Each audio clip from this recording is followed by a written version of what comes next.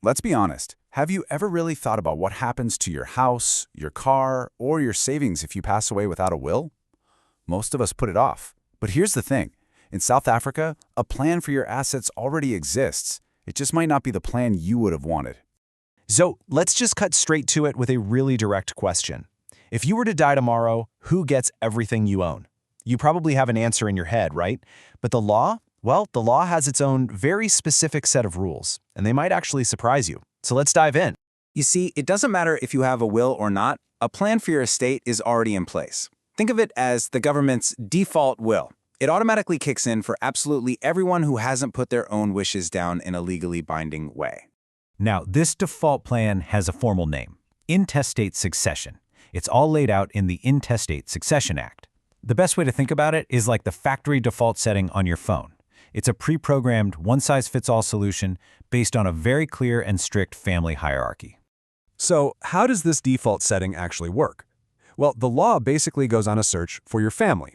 It's like a computer program running down a checklist, following a very strict order of priority. It starts with your absolute closest relatives and then works its way outwards from there.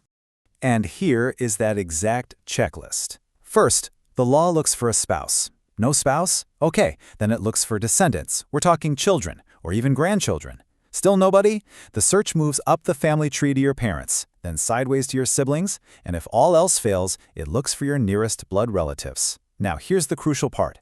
As soon as the law finds a living heir in one of these categories, the search stops. That's it. Game over. All right, let's take the simplest scenario first. Let's say you have a surviving spouse. And by the way, this includes partners in a civil union. But you don't have any children. The answer is super easy. Your spouse gets everything. Your entire estate. The search is over. Okay, now what if there's no spouse but you do have kids? Again, pretty simple. Your estate is just divided equally among them. But here's a really interesting detail. If one of your children has already passed away, their share doesn't just disappear into thin air. Nope, it flows down to their children, so your grandchildren. That's a principle called inheritance by representation. And if there's no spouse and no children, well, that's when the law, as we said, starts climbing up the family tree. It'll look for your parents first, and if they're not around, it'll look for your siblings. But honestly, the most common and definitely the most complicated scenario is when you leave behind both a spouse and children. Okay, this is where things get a little more technical. But stick with me, because it's so important to understand this part. The law has a specific formula it uses to split the estate between the spouse and the kids, and it all hinges on this one concept called the child's share. Now, the name child's share is, I gotta say, a little misleading. You'd think it's just what a child gets, right? But it's not. It's actually a value the law calculates first to figure out how much the spouse is going to get. Let me show you how it works. Right, here's the formula in action. You take the total value of the estate. In our example, it's a nice round 1 million rand. You divide that by the number of children you have, plus 1 to account for the spouse. So with 3 kids, we're dividing by 4. The result is a child's share of 250,000 rand. But remember what I said, this number isn't what the children get, not yet. It's the magic number for figuring out the spouse's piece of the pie. Now for the most important rule of all. The surviving spouse gets one of two amounts, either the child's share we just calculated or a fixed legal amount, which right now is 250,000 rand. They don't get both. They get whichever amount is greater. So in our example, the amounts are the same, so the spouse gets 250,000 rand. The rest of the estate, that's the remaining $750,000, is then split equally among the 3 children. Okay, so beyond that main calculation, the law has a few other specific rules for different family situations. Let's do a quick run-through of the fine print, because this stuff matters. The law is very specific about a few things. First, it makes zero distinction between biological kids and legally adopted kids. Their inheritance rights are identical.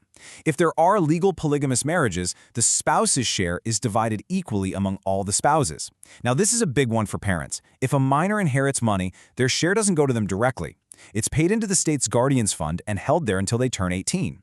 And finally, the second your divorce is final, your ex-spouse is completely and totally out of the picture. No rights to inherit. So, you can see the law tries really hard to create this logical, predictable system. But that very same logic, that one-size-fits-all approach, it can create some serious real-world problems. It can lead to some really messy and, frankly, heartbreaking consequences for the people you care about. So, where does this whole system fall short? Well, for one, it's obsessed with bloodlines. This means that a lifelong best friend, your favorite charity, or even a stepchild you raised as your own gets absolutely nothing unless they were legally adopted. Second, it's completely impersonal. The law doesn't care about the quality of your relationships at all. And finally, the whole process can just drag on. A family member has to be formally appointed to sort everything out, which often means more paperwork and really frustrating delays. And that really gets to the heart of it, doesn't it? The law is unemotional. It's a formula. It doesn't care if you haven't spoken to a child in 20 years who is now set to inherit a fortune. It doesn't care that you promised your grandfather's watch to your nephew. The legal formula trumps everything. And all of this brings us to the final and most crucial question. This whole default plan, it's designed to be a safety net, sure, but in the process, it strips away all of your control, all of your choice over your own legacy. So after seeing exactly how it all works, the good, the bad, and the messy, you really have to ask yourself, is the government's default setting the right choice for you and for the people you love? Does this rigid, impersonal formula actually reflect what you want? It's something every single one of us needs to think about.